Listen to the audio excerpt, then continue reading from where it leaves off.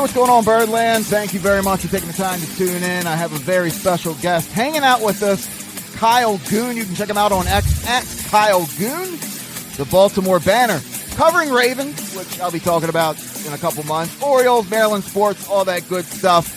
We're just going to chat about some of the things that came up about 48 hours ago with the Orioles. I think people are still venting. Some people bumped up their therapy to 4 or 5 times a week. But, hey, it's part of being an Orioles fan. It's how it goes. Real quick, don't forget pinsandaces.com. FCC25 is the promo code. 21% off. Get all your golf gear, men's and women apparel. DistillUnion.com, 20% off. I'm trying to memorize this right now. FCC25. And OldGlory.com. I say it 100 times a week. You'd think I'd remember. FCC25, 15% off. Kyle, appreciate you coming on. Are you doing okay? I mean, has any of this affected you in any personal way with seeing Adley leave the Orioles? We'll start with that. It's a little tough to kind of feel like, okay, the timeline keeps moving back. I definitely understand that. Yeah. But this is my job. So it's not like you've been losing sleep and it's just I part of the routine at this point. Yesterday, I mean, it's kind of a crazy week because obviously the trade deadline on Monday, but then the Ravens are also going through training camp. So I've been at Ravens the last 2 mornings. And I think yesterday after training camp, I was talking with John Mioli, who's my coworker and has been covering the Orioles a long time.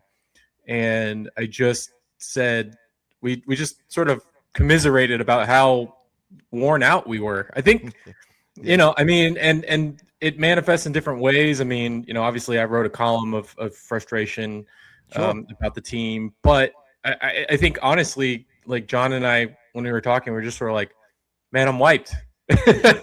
I'm wiped. I know. Well, you guys probably don't have time to just like sit for a moment and, take everything in. You guys are probably constantly on the run. So you guys are probably mentally exhausted. You guys are still going at this point with, other conversations that are coming up with players. So again, that's why I appreciate you taking the time to chat with me today. Well, let's get to it. Listen, I don't want to talk about prospects right now. I did the podcast through the rebuild, and I'm like, I'm so tired of talking about, dude, Mike Elias, how'd he do with these prospects? So I'm going to push that aside for a moment, and I'm just going to start with the big question here. Is this a failed rebuild, Kyle? Did he fail us? Failed rebuild, even for me, and I've criticized Mike. I sort of said even before this deadline, if they're sellers, he should lose his job. But I think failed rebuild is probably a misnomer for what's happened on Monday. I mean, the Orioles, where I agree with Mike, is the Orioles still have a lot of talent. And I get that's a loaded question, by the way. So no, it's okay. I mean, it's what people are wondering. And I think a lot of the national talk has been, it's a failure of a rebuild. I don't think that's true because you're not starting from ground zero, right? You're starting from a higher floor. And the problem is the talent that you have is not playing like the talent you thought they were. So Gunner's not playing the way he has in past seasons. Colton Cowser hasn't really built on his Rookie of the Year season.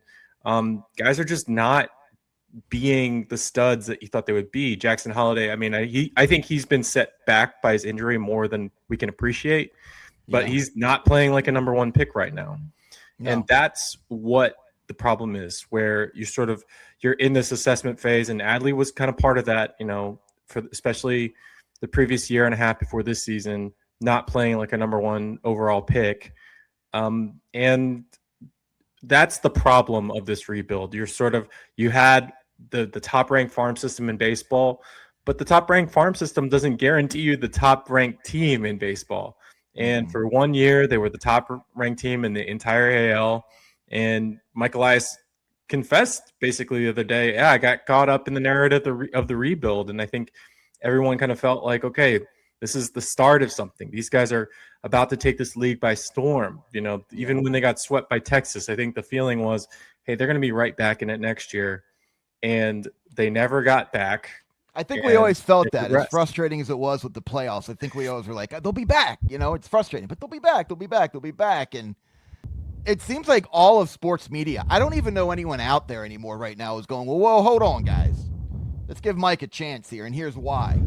It just feels like everybody's on the agreement. Listen, I of, mean, there's a question like, there's a chance. question of like, is Mike a good person to manage for this exact moment? Like, I guess so. Like he's good at getting value. He's good at evaluating prospects. I mean, but the problem is the promise was that they weren't going to be in this moment.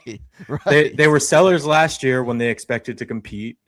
They were sellers this year when they expected to compete. Yeah. And the baseball, especially this, I mean, well, last year was terrible. The team has been marginally better this year, but marginally, and they're the worst defense in the MLB.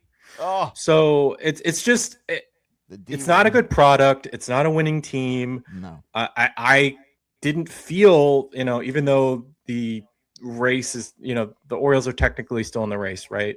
And some people are cross that, Mike gave up on this team. I don't really believe in this team to make the playoffs. I don't really look at this team and say, outside of the starting rotation, this looks like a playoff team. They're not hitting like a playoff team. They're not defending like a playoff team. The lineup changes all the time. Yeah, we're in Key August. Players are still injured. The same things. Yeah. And they had the hardest schedule of any AL team, which had to the remaining schedule which had to factor into all of this. Well, I think we all agree with how we all feel about Mike, and it's a shame where it happened or how it happened.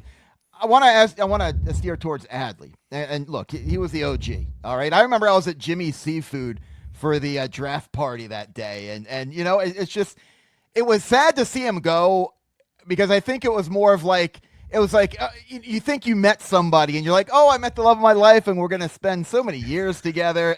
And then it's like they leave and you're like, oh my God, it almost feels like a breakup. And it's like, well, what just happened? So, there's different degrees of why it was upsetting seeing Adley go, but I want to get your opinion on your honest opinion. Obviously, I don't know why people say that. That's one of my pet peeves. Give me your honest opinion. He was a career hitter of 254. I mean, 2023, he was, he ended the season 277, 809 OPS. You're like, hell yeah. Every year it was just dropping, more injuries. He couldn't stay on the field. I think he ended this season with 227. I know he's in Boston now, but it was 227, 764 OPS. When you think about Adley, and he was drafted, 1-1, what is your opinion about Adley today? Are you going, he was exactly who we needed, it's sad that he went, or are you going, man, I was kind of seeing signs there that were a little concerning?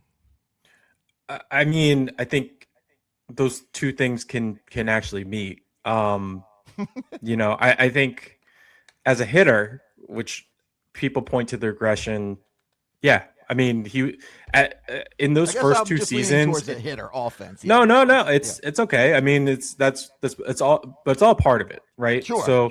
As a hitter, I mean, yes, he clearly regressed, and the area that I'm most concerned about Adley regressing is his power. It's kind of hard to imagine the way he hits now that he was a home run derby contestant, a really impressive home run derby contestant, hitting from both sides of the plate. What a fun memory that was, right? And that was kind of what he profiled as, just a guy who could hit 30 home runs. I still watch that on YouTube every now and then. It's great. It's a great memory. And I don't know that he'll ever be that again. I don't know if he'll, be that level of power hitter. I think, maybe something about his position sapped some of the athleticism. He also had a really long college career, which, I mean, those college reps might sap some of your athleticism. He's a little older than maybe some of the other young guys at 28.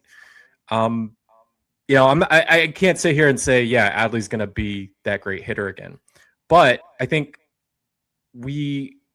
in general, when people kind of look at the trade and say, well, of course, this is a very average hitter, and he got on base, but he was not hitting for power, blah blah blah. I mean, he's one of the best defensive catchers in baseball this year. And you make an excellent point about that. Rumors about them trying to sign Adley, and I guess they offered him, those 2 offers and he declined. Do you think, again, unless you personally know the answer, but in your opinion, do you think when they extended Basayo, do you think he took that personally and maybe that's why he didn't want to sign here? Well, if you're Adley, I mean, when do you want to sign an extension? Do you want to sign it in the 2026 offseason when you're coming off one of your worst career years, when you have sort of a year and a half of bad hitting? I think that number is probably different, in February 2026 than it is now. You probably would pay him more. If he agreed to an extension now, it'd probably be a larger number. So, I mean, I don't know personally the timing of the extension offers. I know that's a pretty easy justification for like, oh, well, they got Sam. Adley didn't sign an extension. Well, what's the nature of the extension? When were the offers? Yeah. What were the numbers? What were the discussions about his position? What were the discussions about him and Samwell platooning that position? I kind of felt like the clock was ticking for a long time. But ever since that extension was signed by Samwell, but it didn't have to be at this trade deadline. And I really think Adley helps give this current team a floor that, in the last 2 months of the season really could drop out. Yeah. Well, it's awful losing Adley, but of course, he goes to Boston out of all the teams. Like, come on, like just a bucket of salt right on that wound. But hey, what are you gonna do? Let me get into some fun, real quick conspiracy theory questions here. Dean Kramer, say what you want about him. Look, he had some good moments. He would give you innings. He would stay healthy. He's just a solid 4 or 5 guy. Call it whatever you want. The weird moment that happened about a week ago between Dean and Pete. I know a lot of people talked about it. I thought it was, hey, you don't want the other team to know that your first baseman can't see. So that's what I got out of it. Not, there's some beef back and forth. But after that, Pete's reaction, of course, you could say, oh, it's a little weird. It seems like you didn't even like the guy, whatever you want to call it. Coincidence that right after that, bye-bye Dean?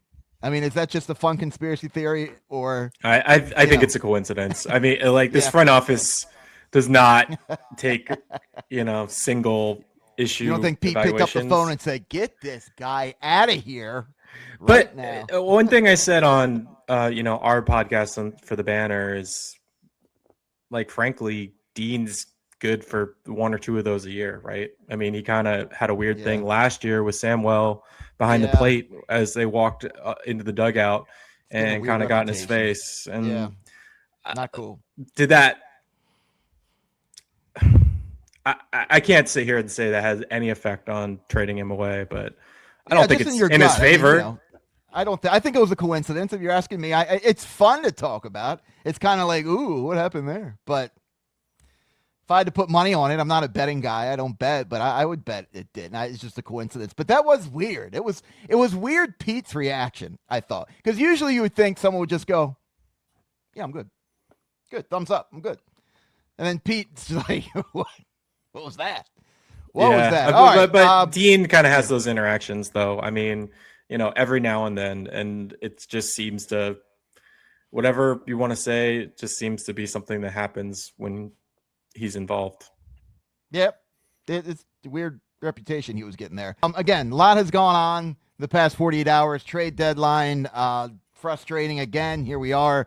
Who knows if the Orioles are going to make the postseason? You see games like, of course, Grayson, first time he's got through 6 innings. We hear that constantly with this offense. It's like every other night. Oh, first time in his career, he's got to 7 innings. He's got a 10 ERA. That's also why I think it's just the offense is too inconsistent. But speaking of offense, Taylor Ward, which it's a weird guy to me. Last year he hit 38 bombs. The year before he hit 25. I want to ask you about him.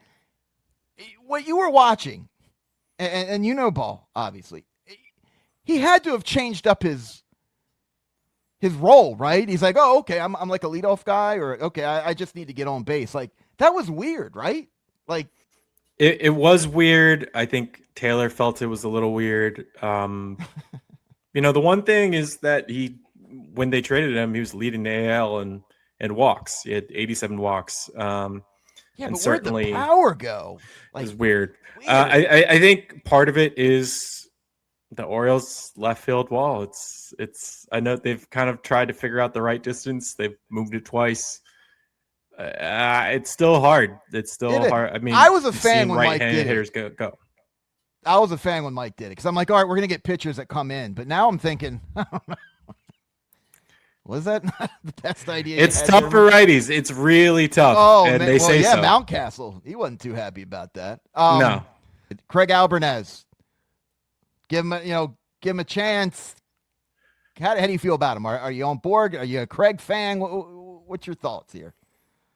I would like to see a little more of a runway. I mean, one training or spring training and one season probably isn't enough to determine whether Craig is a competent manager. Okay, so you're giving him some more time. I will say, you look at his pinch hitting decisions, really good.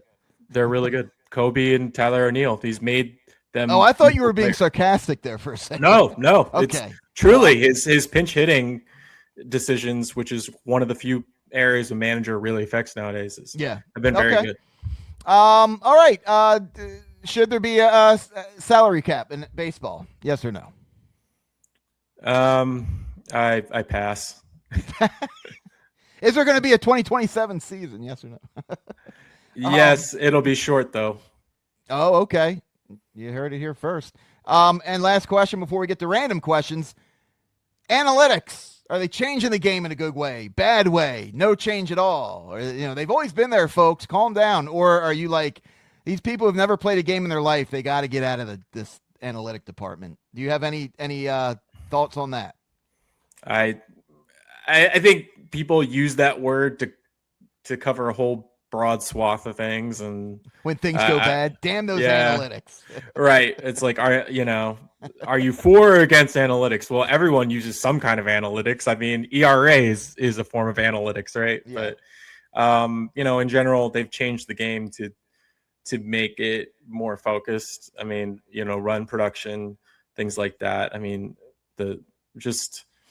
I think there are uses and there are times when guys just got to be better. All right, you can pass on some of these questions. If you just don't want to answer it or you don't know, just say pass. These have nothing to do with the Orioles. This is just random questions.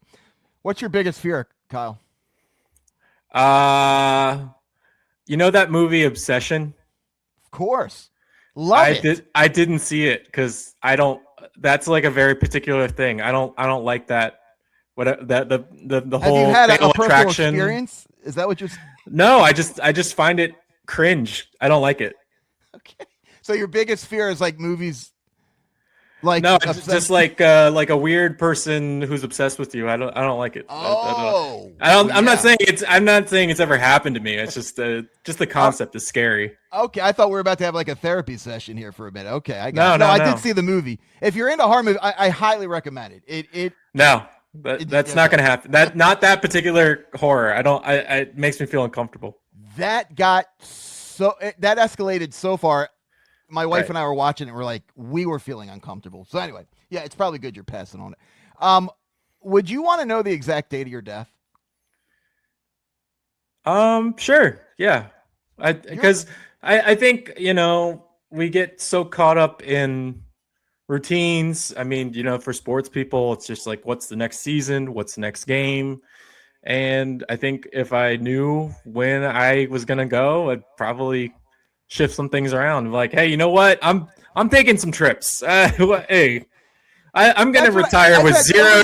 I'm going to end with $0 in my bank account. Wouldn't you? I would want to know. That I did right. I've had so many guests on over the years, and everyone says no. I always say, why? Like, don't you want to like? Oh, you got 6 months. Blow all that savings and go on all the trips. Like, I don't know. Yes, I see that the same way. You're the first one that said yes to that. That's hilarious. That's crazy. Couple more here. What's the last thing that made you say, "Damn, that was really messed up"? On Monday, the Orioles traded Adley Rutschman. I was No, I reading mean, that, and I'm like, I have an idea what the answer is going to be. no, it's just, I mean, All right. that was pretty messed up, don't you think? Well, before it happened, let's go back 2.5 weeks. Did you think that was going to happen? No. Yeah.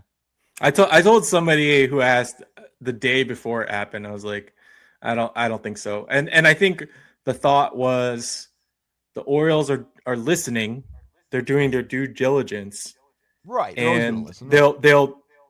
they'll see what his value is and do the trade in the offseason. Yeah. That didn't happen. No, it didn't. Two more here. Looking back at your younger years, is there something that makes you shake your head with disappointment, Kyle, pertaining to something that you used to wear, or something that made you thought you were cool, some saying that you used to try to hope would pick up and get popular and it didn't? Maybe in middle school or something like I can't believe I had two different button-up shirts that had flames on them. One was, regular flames, one was like blue flames. And I thought that was pretty cool. Was this at like a one year time. ago or how long we talking? That was high school. Okay. But when you were wearing it, you were like walking down the hall like John Travolta, right? Like, yeah, I had a necklace that was all big ball bearings. Oh, save some ladies for us, Kyle. What are you doing? Very late 90s, early aughts thing. Yeah, the 90s, I know a lot of people laugh about the 80s. I look at some of my style in the 90s and I'm like, oh, that was bad. All right. Last bit here. This is simple. Yes or no, whether these people are athletes. Horse jockeys. Yes. All right. Bobsledding team. The pushers are, the driver is not. The pushers. Oh, there must be a term for that. Like, I want to be a pusher. It's like not a pusher. I forget. I know there is, but I just it's can't. a lead I advanced. learn it every 4 years. Yeah, there's 3 pushers and a driver. I love bobsledding. All right, this one's silly, but hey, I've had some people say yes on this. Olympic curling. Athletes, I guess. I mean, in so much as like the ability to have like finesse. I think people get skill in athletes sometimes. Yeah. Like I wouldn't say like I wouldn't say a chess player is an athlete, right? But like that's kind of, we're getting close to chess player. Right. If you can still play it hungover, you might not have to be too big of an athlete. All right, couple more here. Pro golfer. Yes. How about a bowler? I skipped that one by accident. Professional bowler. Yeah.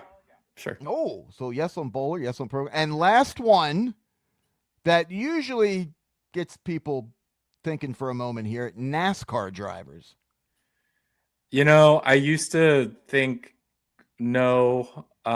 Me and my fiance have really kind of started taking to Formula One, which really? I much prefer to NASCAR. I think NASCAR is very boring. You could not pay me to watch a NASCAR race. I have a buddy who's getting into that, and he loves it. Not NASCAR. Formula One is really cool, and the training that those guys do with their necks, with the reactions, I have to say yes. I have go. NASCAR drivers do apply. I find the sport very boring, but after many years of not really considering it a sport, I now have appreciation for what the drivers do. Have you tried to be a NASCAR fan and it just didn't work out? Growing up, my neighbor was a huge NASCAR fan, and I couldn't have. You tried. Like he talked to me a lot about it, and I was just like, dog, they're going in a circle. He's like, Kyle, are you falling asleep right in front of me as I'm talking to you? Like, I just, yeah. I mean, some people like that stuff. Good for you.